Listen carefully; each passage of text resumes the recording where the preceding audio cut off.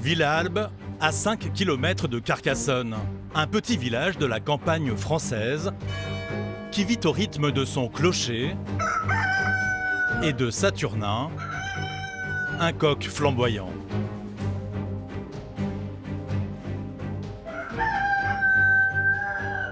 Voilà. Voilà, ça quand on dort, bah, ça en fait des bons. Je rigole, mais c'est nerveux là, je crois. On serait à la campagne, ce serait pas dérangeant. C'est dans la journée. Mais quand c'est en pleine nuit, puis qu'on est en ville, ça devient un handicap. Donc voilà, pourquoi je dors pas la nuit. C'est 69 à 72 décibels. Sébastien est épuisé. Il accuse son voisin à plumes de chanter jour et nuit. Comme le prouvent ces enregistrements réalisés à 3 h du matin. Hop, il va se taire pendant 2 heures, puis paf, il va recommencer. Lui, il peut rien, hein. C'est sa nature, il chante. Non, bon, il faudrait qu'il chante la journée. Très mieux. Sébastien est propriétaire de cette maison depuis 8 ans. Avec l'arrivée du coq, Donc maintenant, ma chambre est en face. il a dû entièrement repenser son intérieur. Bah, en cloisonnant tout ce qui est porte, fermer les volets roulants et tout ça, j'arrive à atténuer quand même le bruit, mais ça reste quand même nuisible, quoi. Puis bon, là, on est en hiver. Là, il fait 0 degré. En été, j'aime bien dormir les fenêtres ouvertes avec les moustiquaires. Et là, c'est pas possible. Parce que même avec les moustiquaires, c'est pas viable, quoi. Un coq qui perturberait donc sa vie sociale, mais aussi amoureuse. Pour les gens, ça peut paraître bénin. Mais quand on a les chants du coq la nuit, bah déjà, on évite d'amener une fille chez soi. Sachant que quand on est célibataire, bah, c'est pas facile. Sébastien a l'impression d'être plongé en plein cauchemar. Malgré tout, il refuse de déménager. Celui qui doit partir, c'est Saturnin. Et là, j'ai acheté une maison, normalement, on devrait pouvoir vivre en paix, mais non, c'est pas le cas. Ben, à la base, c'est pour ça que j'ai acheté ici, la tranquillité.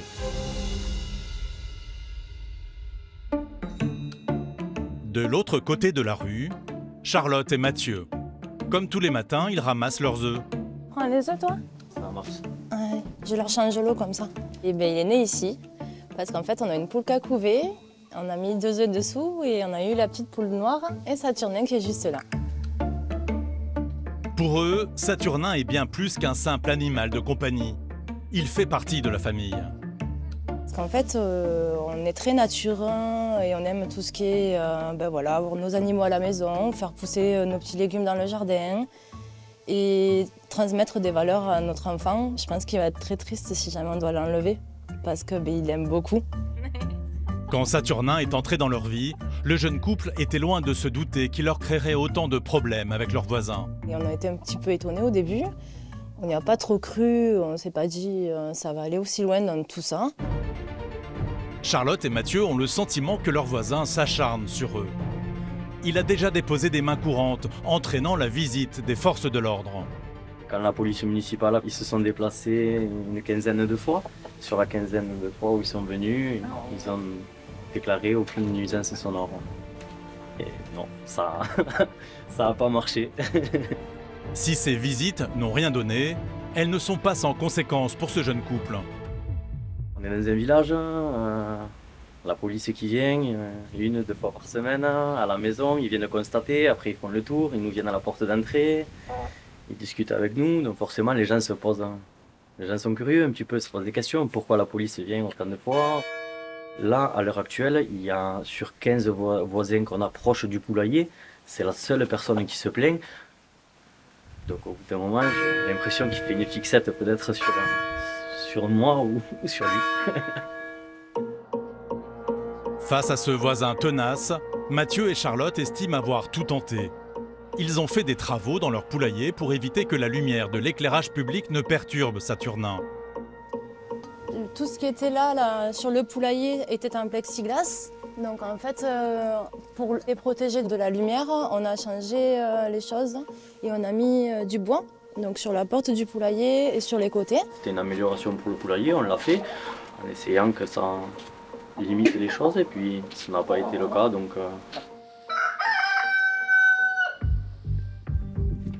Pensant bien faire, Charlotte et Mathieu ont fini par demander à la mairie d'éteindre ce lampadaire pour ne pas perturber Saturnin. Une démarche qui n'est pas du tout du goût de Sébastien. Alors, le lampadaire a été coupé. Alors, suite à une demande, hein, bien sûr, des voisins. Et il s'avère que la mairie s'est exécutée. Donc, je me suis retrouvé à rentrer chez moi dans la nuit et ne plus voir mes marches ni la serrure. Donc, le lendemain, j'ai appelé la mairie. Seule solution pour Sébastien, se débarrasser du coq. Car en plus du bruit, Saturnin serait responsable d'autres nuisances. S'il n'y avait que le chant du coq, mais bon, malheureusement, moi, ce qui me dérange encore plus, c'est que je vois les excréments qui dégoulinent dans la rue. Donc là, on peut constater que le bas du portail, au niveau hygiène, on est zéro, hein, mais l'été, quand il fait 45 degrés, j'ai des mouches. C'est plus des mouches, c'est des grosses mouches. Et puis bon, l'odeur, au bout d'un moment, ouais, ça dérange. Entre Sébastien et ses voisins, le dialogue est devenu impossible. Comme ils ne parviennent pas à trouver de terrain d'entente, ils ont fait appel, il y a 2 ans, à un conciliateur de justice. Nous sommes rendus à la conciliation, ça n'a rien donné. On est rentré dans le bureau, le conciliateur nous a posé quelques questions. Monsieur a dit que c'est braqué tout de suite. Non, la conciliation a duré 5 minutes. On n'était pas d'accord. Monsieur Razzi voulait que le coq sorte du poulailler, absolument. Il était déterminé dans ses mots. Donc, le conciliateur de justice a tout de suite coupé court. Il a dit « Je vois que vous n'allez pas pouvoir tomber d'accord, donc on en arrête là ». Charlotte et Mathieu sont eux aussi épuisés par cette affaire qui les dépasse. D'autant plus que leur voisin a décidé de renvoyer le litige devant les tribunaux en octobre 2021. Je trouve que ça va trop loin pour une si petite chose, quoi. Je veux dire, on parle d'un champ de coq. On a une église en bas de la rue, elle représente bien plus de nuisances que mon coq. Je suis pas à sa place, je ne le connais pas assez. Mais la vie, elle est trop courte pour ce genre de choses-là. Sébastien, lui, réclame le déplacement du coq et 5 000 € de dommages et intérêts. Malheureusement, ces gens-là, ils font pas le nécessaire. Alors que, dans la logique, nul n'est censé ignorer la loi et on peut pas... moi, j'ai acheté une maison il y a 8 ans, ils sont arrivés il y a 4 ans. Non, tu peux pas arriver et empêcher ton voisin de jouir de son bien en toute tranquillité, quoi. Il y a des lois.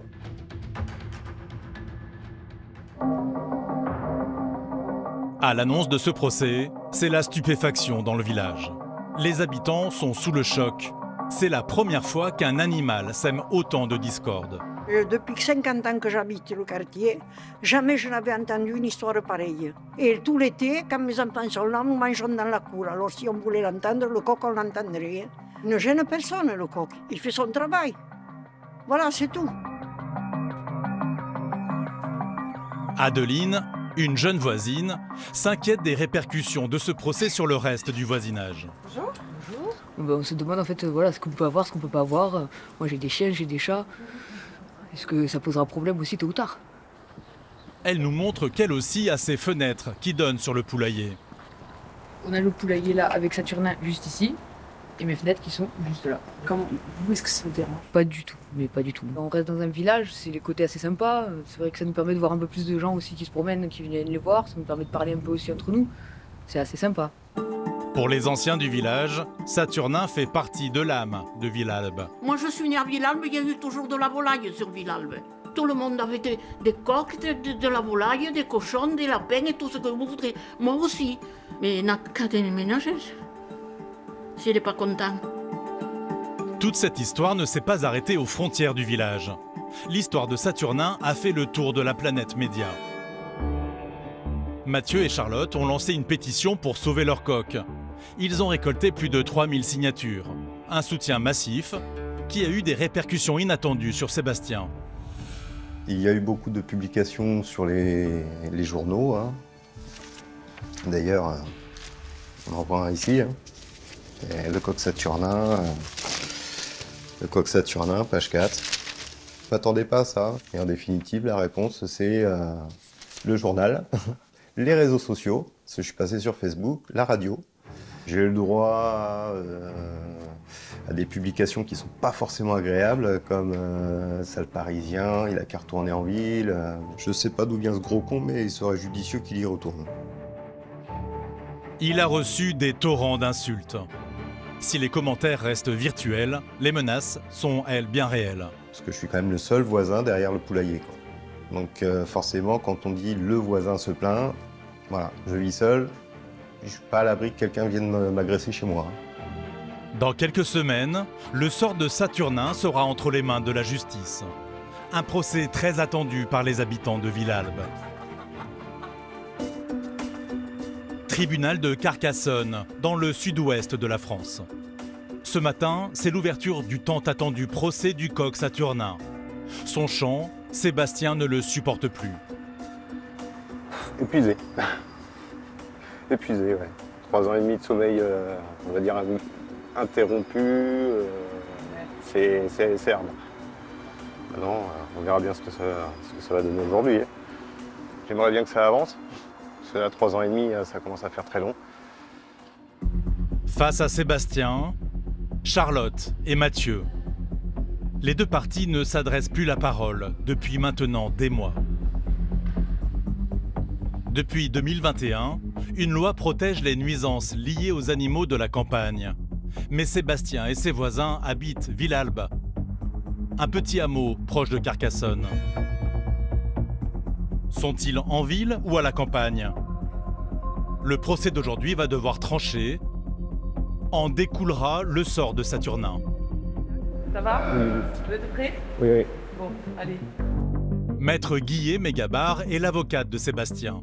Pour nous, c'est une affaire assez simple de troubles anormaux de voisinage. Il est vrai que quand on se situe en domaine rural, c'est-à-dire sur des communes de moins de 400 habitants, on peut considérer que le chant du coq fait partie des contraintes liées à la ruralité. Mais là, on vit à Carcassonne, une commune de quasiment 50 000 habitants, donc on ne peut pas considérer qu'on soit en zone rurale.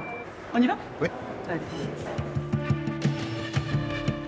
Les juges vont écouter plaignants et accusés, afin de définir si Saturnin est un coq problématique ou pas. 1 heure plus tard, l'audience est terminée. Voilà, on attend la décision maintenant, au mois de février. Ouais. Bon. Donc, Eh ben, oui, c'était prévu. ouais, vous m'aviez prévenu que j'allais m'en prendre plein la figure. Voilà. Que j'étais le mauvais monsieur. Voilà, vous êtes ouais, le méchant qui veut tuer le coq. Ouais. Sébastien est abasourdi. Ah bah là, je suis le monsieur qui n'aime pas le coq, je suis limite le bourreau à abattre. Alors qu'en définitive, je demandais juste à ce qu'il soit déplacé. Mais bon, c'est leur façon de se défendre. J'espère que la justice va être juste. C'est juste aberrant. C'est très violent, ouais. Surtout après tous ces mois là passés à attendre. Ouais. Charlotte et Mathieu ont réclamé de pouvoir garder leur coq et 3 000 € de dommages et intérêts. Ils sont défendus par Maître Alberti, fervent défenseur du patrimoine rural. Selon lui, Saturnin est bel et bien à sa place à la campagne. Il n'a pas hésité à remettre en cause les preuves apportées par l'avocate de Sébastien, notamment un constat d'huissier qui aurait été, selon lui, fait dans de mauvaises conditions. Ça a été mal fait et qu'en prenant des photos au flash, en direction du coq, elle l'a réveillé. Elle l'a déréglé, je peux te le dire. Je le dis avec le sourire. Mais en même temps, c'est la réalité de ce dossier. Et il faut le plaider sans se moquer de qui que ce soit. Le destin de Saturnin est désormais dans les mains de la justice. 1 mois plus tard, nous retrouvons Charlotte et Mathieu. Le verdict est arrivé ce matin par courrier. Oui, bonjour, je vous appelle. On a reçu le courrier. On est en train de le lire. Et le couple a le sourire. Saturnin est sauvé. Ils font le point avec Maître Alberti, leur avocat. Vous vivez, mais ça vous le saviez, à la campagne. Oui. Et d'autre part, qu'il y avait un plaignant et un seul. Et que par voie de conséquence, il a été considéré qu'il n'y avait pas de trouble anormal du voisinage. Oui, c'est ce qu'on lit, on vient de le lire, oui. Merci beaucoup. Bonne journée. Bonne journée, au revoir. Même si leur voisin peut encore faire appel, pour le couple, c'est une victoire. En tout cas, déjà, il est sauvé pour l'instant. C'est l'essentiel. Je trouve dommage d'en être arrivé là, quoi. D'avoir fait 2 ans et demi, les avocats, les huissiers, pour un coq. On parle d'un coq, quoi. C'est une bête. Non, voilà. Tout le village peut enfin souffler. C'était pour vous nous annoncer la bonne nouvelle. Hein. Pour vous dire qu'on pouvait garder le coq avec nous. Et le coq, il reste avec nous. Oui, on est contents. Et je suis bien contente, moi aussi. Mais cette histoire a quand même causé bien des tracas. Pour cette voisine, Sébastien n'a plus sa place ici. Impeccable. Maintenant, il y en a un qui doit déménager, c'est tout. Tu dis au revoir à Roselyne. Au revoir, Marius. On va voir Saturnin. Viens. Oui, je suis soulagée, oui. De voir mes petites poules heureuses, le coq, que tout le monde aille bien et que ce soit terminé. Si la justice a réglé le litige, les tensions ne sont pas apaisées. Quand Sébastien croise ses voisins, il s'ignore.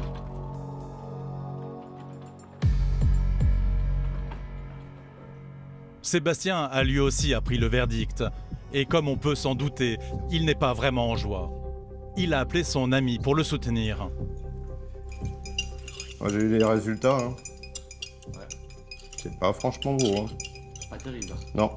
Mon avocate m'a demandé si je comptais faire appel, déjà. Donc, je sais plus où je suis, moi. Je sais plus où j'habite.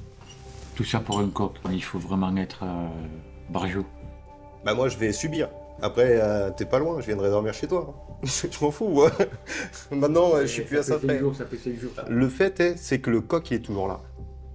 La juge, elle n'a pas fait son boulot. Mon avocate n'a pas fait son boulot. Ça, c'est sûr et certain. Le tribunal ne l'a pas condamné à verser les 3 000 € réclamés par ses voisins. Mais il doit tout de même rembourser leurs frais d'avocat, qui s'élèvent à 1 500 €. Ah, je vais jouer le vice. Ah oui, il a voulu jouer, on va jouer. Mais son avocat est vicieux, je suis aussi vicieux que lui. Sébastien ne compte pas s'arrêter là. Prêt à tout pour faire partir Saturnin, il a une nouvelle stratégie. Il compte mettre une pression permanente sur ses voisins. Moi, j'ai la police qui est pas là. Elle a 5 minutes. Et le coq, il met entre 10 et 15 minutes de chant. Donc, j'appelle la police, elle vient, le coq chante, il constate, il verbalise. À partir de ce moment-là, 68 €. Et quand il en aura pris plusieurs, je pense qu'il va vite le tuer, le coq, ou le dégager. Donc, j'aurai quand même ce que je veux, en définitive. Je ne m'attaquerai pas à lui, je ne m'attaquerai pas au coq. Par contre, son portefeuille, il va prendre une gifle. Sébastien ne fera donc pas appel de la décision de justice. Sa vengeance sera plus perfide. Le village de Villalbe n'est pas prêt de retrouver sa quiétude d'antan.